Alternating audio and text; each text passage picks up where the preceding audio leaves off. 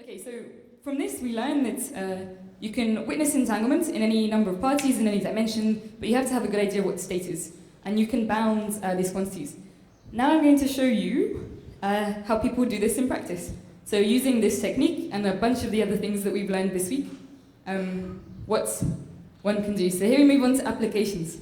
And I'm going to talk specifically about one paper that came out of Vienna. So I work in Vienna, so it's easy for me to talk about work from there. And it's called Entanglement Distribution Beyond Qubits, or How I Stopped Worrying and Learned to Love the Noise. It hasn't been a very popular title with referees. I can't imagine why. But the question is why, so the question we want to answer by the end of this course is, why are we interested in high dimensional entanglement? So a semi-answer to this is that regardless of the platforms that will be successful in realizing a quantum computer, maybe it's solid states, maybe it's trapped ions, semiconductors, it's largely agreed that quantum communication will be performed with light. And in particular, we want to encode quantum states in photons and send them down existing cables, because this is what some people in Vienna are doing, in fact, and experimenting with. And we want to do high-dimensional quantum key distribution, QKD, because the QKD people tell me that we might get better key rates, and then we might have a better chance of success. There are other reasons, which will become clear at the end of this. So how do we apply entanglement theory, entanglement witnesses in practice? So the first thing I want to draw your attention to, so we're thinking about light, and the first thing that you should notice is that the theoretical description of a photon is infinite dimensional. Here I've just written down some arbitrary states of a photon. So it's the integral of some function psi of s. S describes the polarization. You integrate over some measure over the space, and you have some state like this. So in general, I mean, we're kind of familiar with this. But what this should imply is that the description of time-entangled or spatially entangled photons should also be infinite dimensional, right?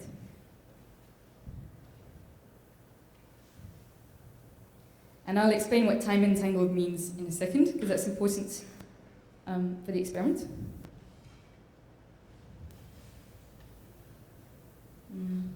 Or space-entangled.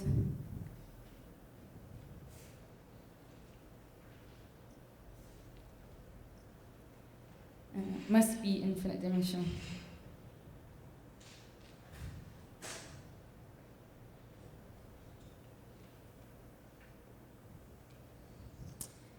However, it's clear that any measurement in the lab requires you to discretize over this. You know, you don't do a measurement with infinitely many outcomes. You do a measurement on light with some finite number of outcomes.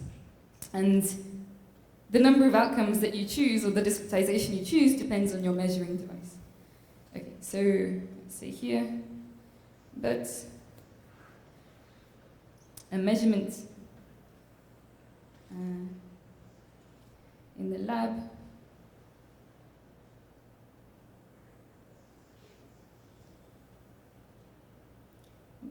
discretize.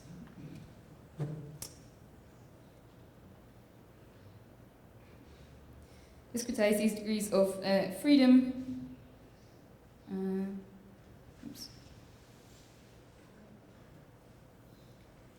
And the discretization, this depends on the measuring device, let's say.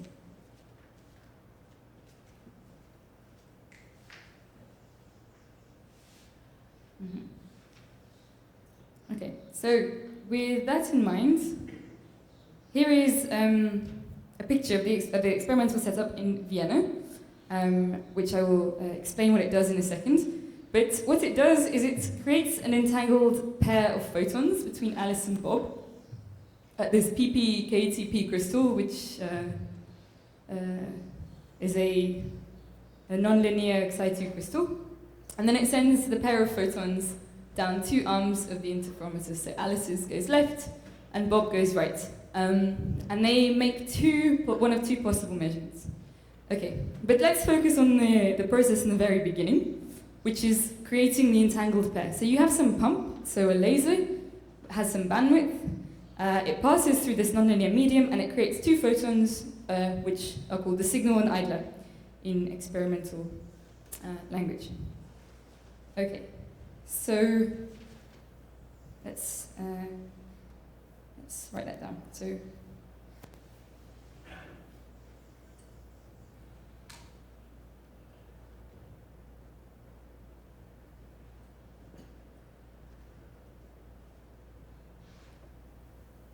is pumped with a laser.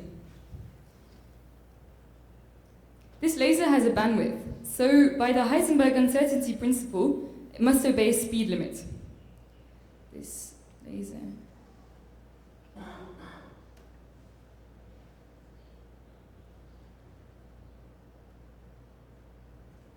Bandwidth means that you're not exactly sure of the, let's call it speed limit. The color. So you have something like this.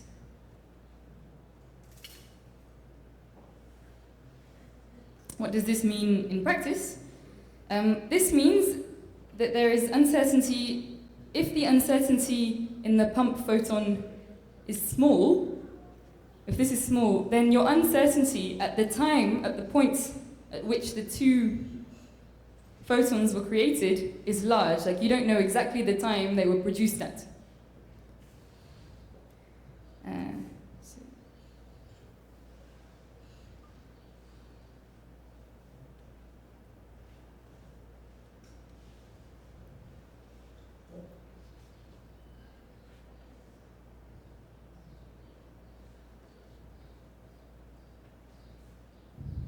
So small means narrow bandwidth, I suppose. Narrow.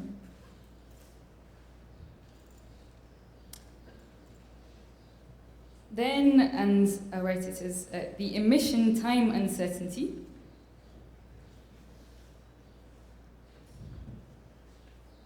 of the photon pair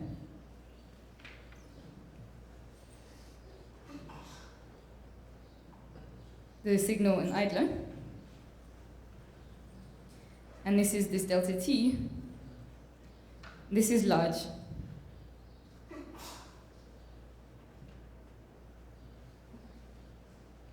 So this means that the states coming out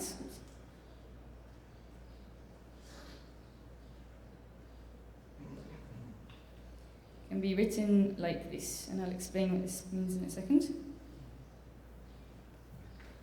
So this is the state produced by the crystal, and this C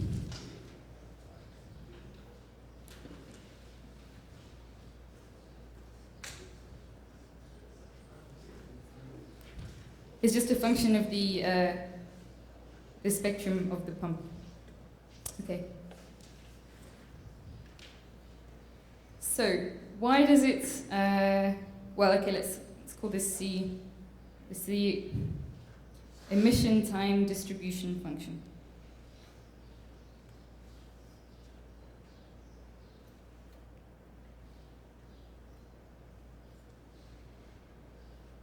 Okay, so why is this the case? Let's move on to another slide. So this is the infinite dimensional bipartite state produced by pumping some crystal with a laser, and the point is that when you pump the crystal with the laser, it has a profile which is called the coherence time of the pump, and the coherence time of the pump is so it's called coherence time.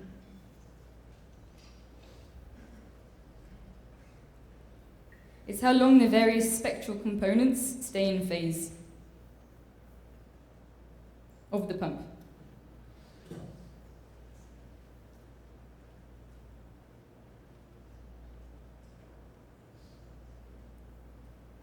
Stay in phase. If this time is significantly larger than delta t, so this is the coherence time of the pump here. If it's significantly larger than delta t, well, okay, that's a requirement actually. And I'll explain why you require that in a second. But the point is that this delta T, okay, it needs to be sufficiently smaller than this, the pump coherence time, but this delta T tells you, I don't know if the photon was produced at this time, or this time, or this time, or this time, or any of the infinite number of times in this time interval. So the photon could have been produced anywhere in this region, this time interval. I don't know.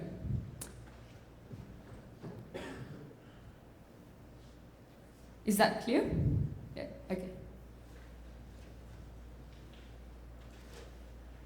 So Tc, the coherence time of the pump, this is some experimental condition I'm not terribly aware of, ensures that the coherence of the emitted pairs is good.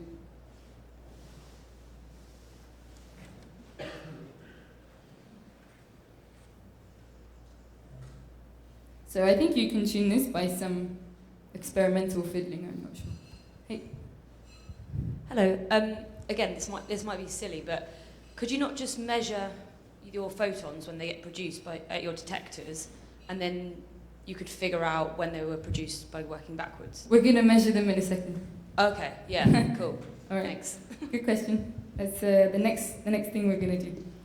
All right, so there's some time interval delta T. You can call this 0 and 1, whatever. The point is, I don't know if the photons were produced here, or here, or here, or here, or here. I don't know.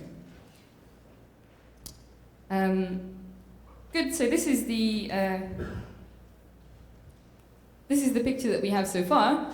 And the point is that because so far we have only an infinite dimensional description of the photon pairs, and we're doing a lab experiment with finite dimensional equipment and resources, we need to discretize this time interval, okay? So in particular, I'm talking about discretizing this interval, delta t. You need to choose how many time bins to discretize into. And we do this in the following way. Let's move over here. So before, okay, this was C, I apologize. Some function C. So before we had this infinite dimensional description, and now in the lab we have to discretize it. So, oh, there's a erroneous J as well. It's just I. Alpha I.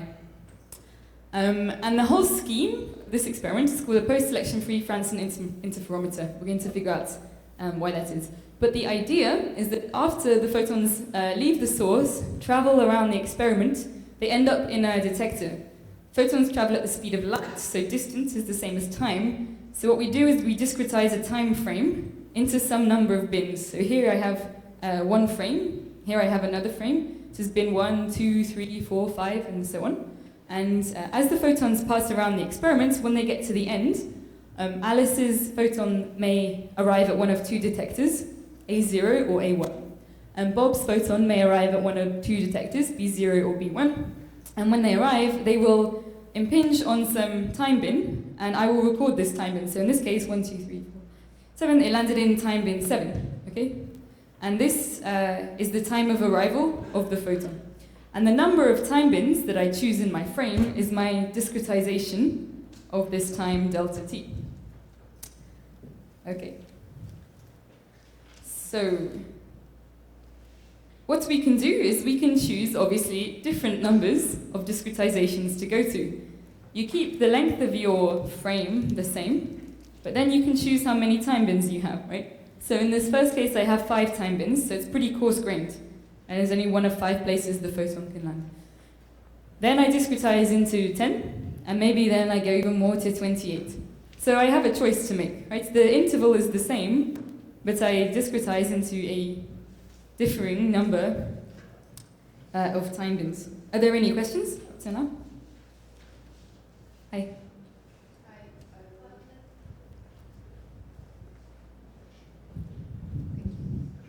Hi.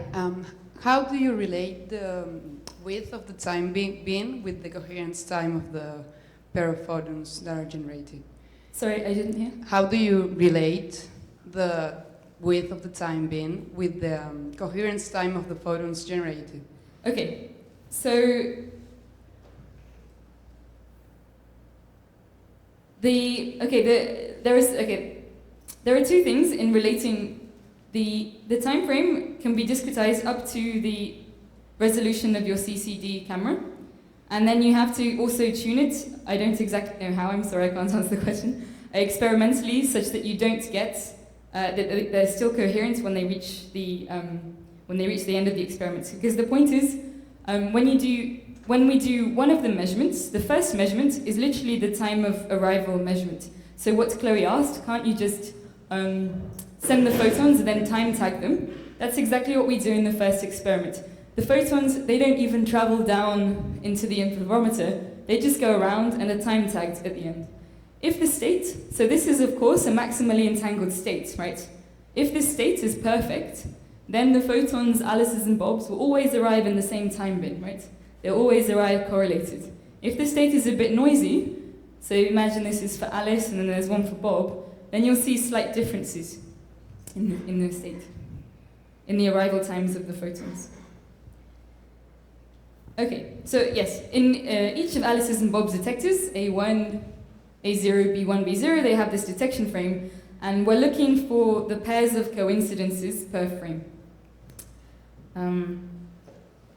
I should add at this point that the state that the experimentalists actually produce looks like this.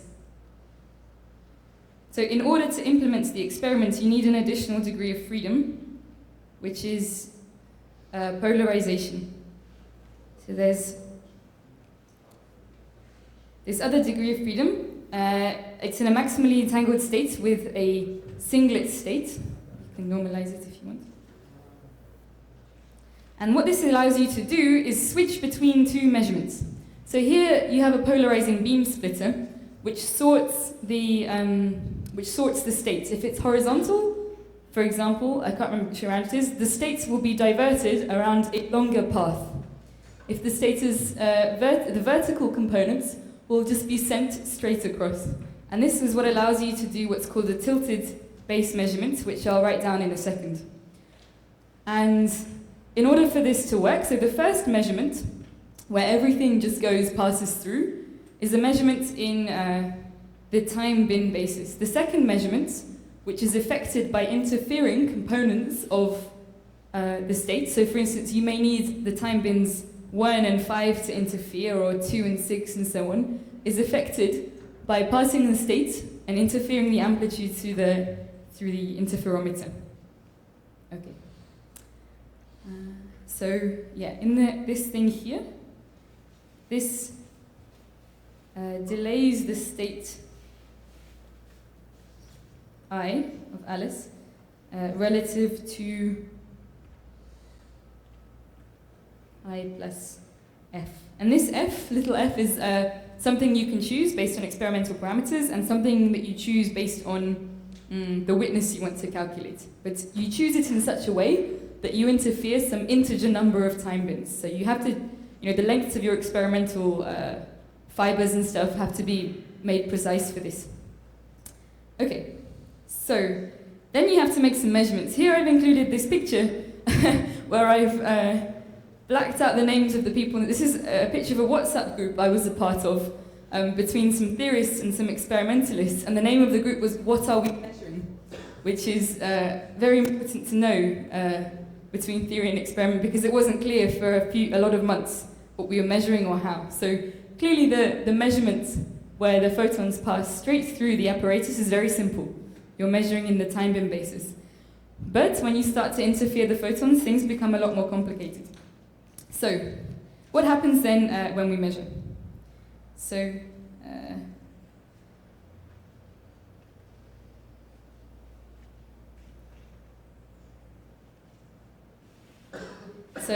like I said, we make measurements in two bases.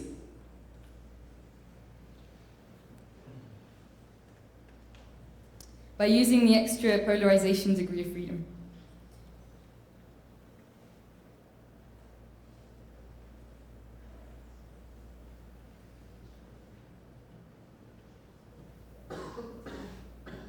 So the state was this, or at least this is what our guess of the state was. H minus VV That's the thing coming out of here. So by using the extra polarization of degrees of freedom, one is able to make measurements in two bases.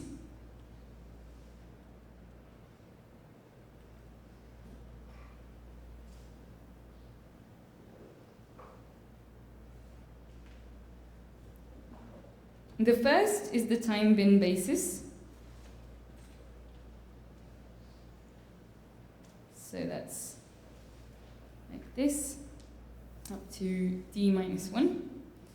And the second is what's called a tilted basis,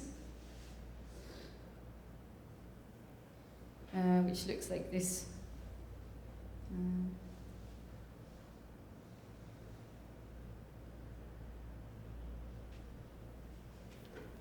So these are both multi-outcome measurements, and this tilted basis, okay, this phi depends on some experimental parameter in the way you tune the interferometers, and this f is something that you can choose.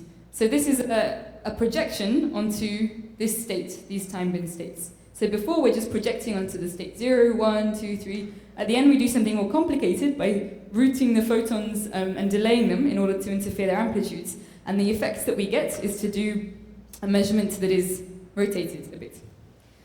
So what happens experimentally? Well, experimentally, of course, you get counts. So if we have Alice represented as the rows and Bob as the columns, what you get is some kind of count matrix of detector clicks. Yeah. Count matrix. So, in particular, when you're doing the time bin basis measurements, the detector clicks are pretty much diagonal. So this is, for example, the click counts for detector A0, B0. All right, so we had those two time frames, and we count the coincidences when Alice's A0 detector clicks and Bob's B0 detector clicks. So an entry in this count matrix means, for instance, I don't know, here that Alice's time bin 4 clicked and Bob's time bin 4 clicked, and so on. And then you do this for all of the measurement outcomes. So all of the detectors, all the measurement outcomes, sorry, all of the detectors. And a point to note is that the bigger the discretization, the bigger the size of your count matrices. The bigger your count matrices. So the discretization is an artificial choice that you make at the beginning of your experiments. How many time bins do I divide into? And this discretization then will result in different count matrices. Okay. So how do we apply now a witness? So the witness, here is,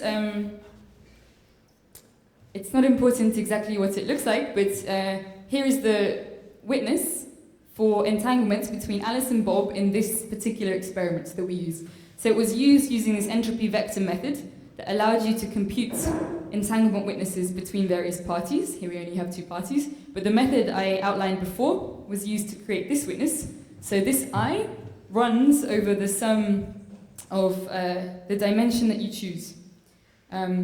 So you have some kind of, you have an analytic formula for this, and what you can do is you can relate the click counts, and this is probably the hardest part of the theory to experiments frontier, to elements of the underlying density matrix.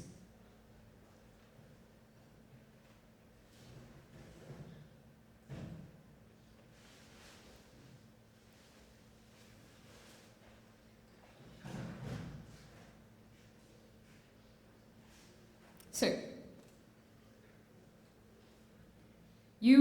what you're trying to do is, from your click counts, figure out particular elements of this matrix. So maybe something here, maybe you get one here, and the ones you get are obviously important in the witness. So once you have a good guess of your state and you have a witness, then you need to figure out which are the most intelligent measurements to make to access these elements.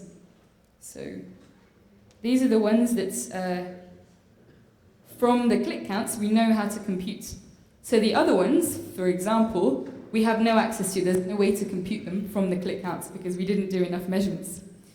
But doing measurements is expensive, so you can't do full state tomography, obviously. And you don't want to.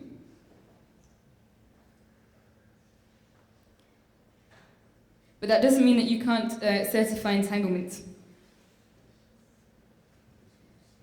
So this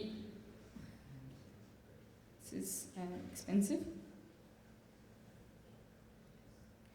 So the number of measurements for that scales at least with the dimension of the systems. And if you have a high dimensional system, it's, I don't know, 20, maybe more dimensions, then you certainly don't want to be doing so many measurements.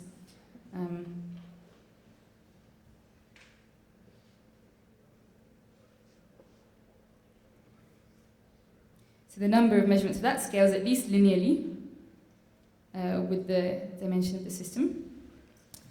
But the elements that we need from this witness that we cannot obtain directly from the count matrices, we can reconstruct or bound. So the elements that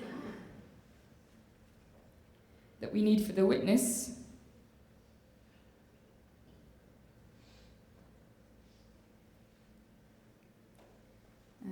can be reconstructed or bound.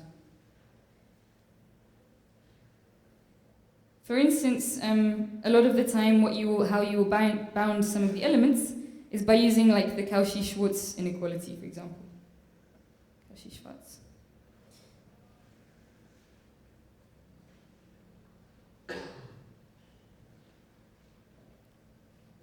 Okay, so in the end, what it means is that although you have an analytic definition for a witness, because you don't have access to all of the elements firstly in your state, and sometimes you don't even have access to some of the elements that your witness tells you that you need, what you end up is a kind of sloppy witness where you detect entanglement if this W that you evaluate is greater than or equal to some combination of counts that you get from the detection, some combination of clicks or counts that you get from the count matrices.